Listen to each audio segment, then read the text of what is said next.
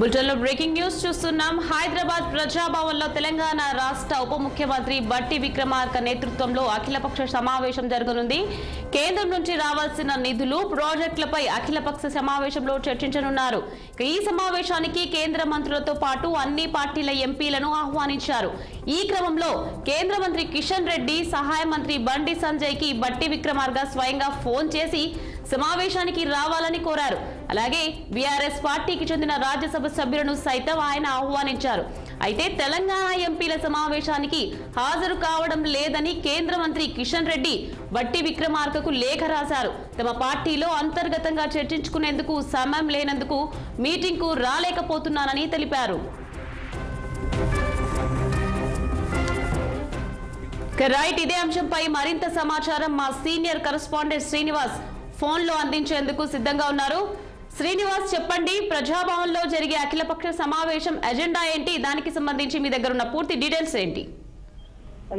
ఈ రోజు ప్రజాభవన్ లో కీలక సమావేశం జరుగుతుందని చెప్పొచ్చు. అయితే కేంద్రం తెలంగాణపై అంత మొండి వైఖరికి నిరసనంగా, అంటే ఇటు పెట్టుబడుల విషయంలో కావచ్చు, బడ్జెట్ కేటాయింపులో కావచ్చు, మొండి వైఖరి చూపిస్తుందంటూ కూడా ఇటు తెలంగాణ ప్రభుత్వం సీరియస్ గా తీసుకుంది. ఈ నేపథ్యంలో కూడా అఖిలపక్ష సమావేశాన్ని ఏర్పాటు చేయాలని భావిస్తుంది. ఈ అఖిలపక్ష సమావేశానికి ఇప్పటికే డిప్యూటీ సీఎం బట్టి విక్రమార్క నేతృత్వం వహిస్తున్నారు. అయితే ఇప్పటికే అన్ని పార్టీల ఎంపీలకు సంబంధించి డిప్యూటీ సీఎం బట్టి విక్రమార్క ఫోన్ చేసి రావాల్సిందిగా ఆహ్వానించారు. ఈ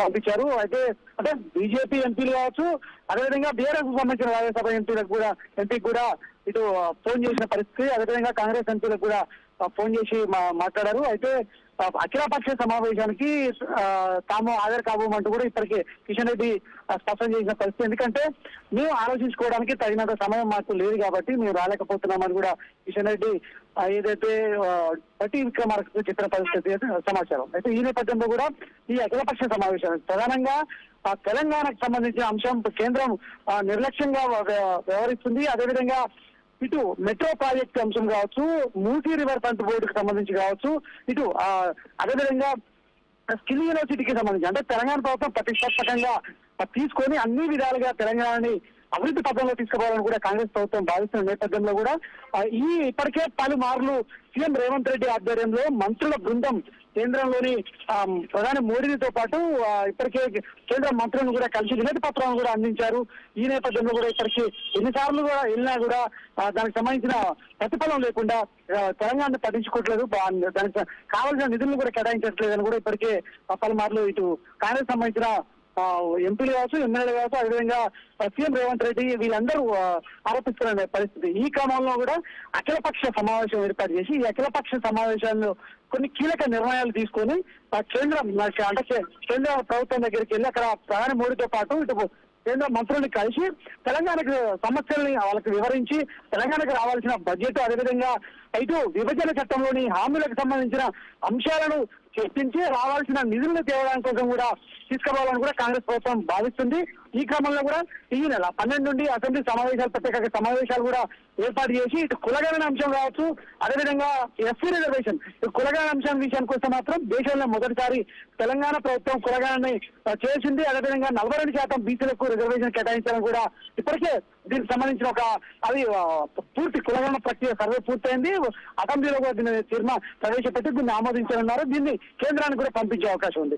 ఎస్సీ వర్గీకరణ అంశం కూడా పెండింగ్ లో ఉన్నటువంటి, ఏళ్ల తరబడి పెండింగ్ లో ఉన్నటువంటి ఎస్సీకి సంబంధించిన వర్గీకరణ అంశం కూడా కేంద్ర ప్రభుత్వం దగ్గర తీసుకెళ్లి బిల్లు పెట్టాలని భావిస్తున్న క్రమంలో ఈ అన్ని అంశాలని చర్చించి, అదేవిధంగా అసెంబ్లీ సమావేశాలు ఈ నెల 12 నుండి అసెంబ్లీ సమావేశాలు జరుగుతున్న నేపథ్యంలో కూడా మధ్యలో ఈ ఎంపీల బృందాన్ని కేంద్ర ప్రభుత్వం దగ్గరికి తీసుకెళ్లి మోడీని, అదేవిధంగా మంత్రులు కలిసి ఇవన్నీ అంశాలని వాళ్ళకు వివరించాలని కూడా భావిస్తున్న క్రమంలో కూడా ఈ రోజు జరిగేటువంటి అఖిలపక్ష సమావేశం అనేది ప్రాధాన్యత సంతరించుకుంది.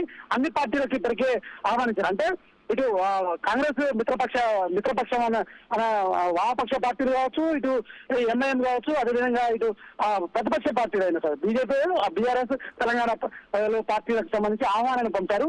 మరికొద్ది సేపట్లో ఈ సమావేశం జరుగుతుంది అని చెప్పొచ్చు. ఇది కీలక సమావేశం. కానీ బీజేపీ మాత్రం ఈ సమావేశానికి దూరంగా ఉంటున్నట్టు కిషన్ రెడ్డి, అంటే అదేవిధంగా బీజేపీ రాష్ట్ర అధ్యక్షుడు కిషన్ రెడ్డి స్పష్టం చేసిన నేపథ్యంలో కూడా మరి బీఆర్ఎస్ ఏ విధంగా స్పందిస్తుందనేది ఇప్పటివరకు ఎలాంటి నిర్ణయం ప్రకటించలేదని చెప్పాలి. Right, thank you Srinivas.